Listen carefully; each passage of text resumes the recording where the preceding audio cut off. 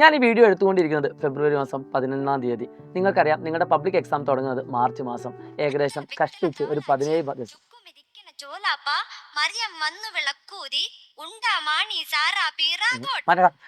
എടാ, നിങ്ങൾ ഇൻസ്റ്റാഗ്രാമിലൊക്കെ നിൽക്കുന്ന സമയത്ത് നിങ്ങൾക്ക് ഏറ്റവും കൂടുതൽ വരുന്ന ഒരു പ്രശ്നം അതല്ലേ, നമ്മുടെ ഇമോഷൻസ് ഇങ്ങനെ മാറിക്കൊണ്ടിരിക്കുകയാണ്. ഞാൻ സീരിയസ് ആയിട്ടൊരു കാര്യം പറഞ്ഞുകൊണ്ടിരിക്കുന്ന സമയത്ത് പെട്ടെന്ന് നമ്മൾ സ്ക്രോൾ ചെയ്യുകയാണെങ്കിൽ അടുത്ത ഇതുപോലത്തെ അത്തള പിത്തള തവളച്ചൊക്കെ കാണുമ്പോൾ നമ്മുടെ മൂഡ് മാറും. ഇനിയുള്ള ദിവസങ്ങൾ അത്രയും ക്രൂഷ്യലാണ്. ഒരു കാരണവശാലും മൂഡ് മാറാൻ പാടില്ല. ഇനിയുള്ള ദിവസം നിങ്ങൾ എങ്ങനെ പഠിക്കുന്നോ അതാണ് നിങ്ങളുടെ റിസൾട്ട് എന്ന് പറയുന്നത്. നമുക്ക് എല്ലാവർക്കും ഒരു പ്രശ്നമല്ലേ മറവി എന്ന് പറയുന്നത്. ഒരു പക്ഷേ നിങ്ങൾ ഒരുപാട് തവണ പഠിച്ച കാര്യങ്ങൾ എക്സാമിൻ്റെ ഒക്കെ അടുപ്പിച്ച് വീണ്ടും നിങ്ങൾക്ക് പഠിക്കേണ്ട ഒരു കാര്യം വരുന്നുണ്ട്. എന്നാൽ നിങ്ങൾ കണ്ടിന്യൂസ് ആയിട്ട് റിപ്പീറ്റ് ചെയ്ത് പഠിച്ച ഒരു കുട്ടിയാണെങ്കിൽ ആദ്യം പഠിച്ച സമയത്ത് രണ്ടാമത് വീണ്ടും അത് ഓർമ്മിക്കാൻ പറ്റുന്നു.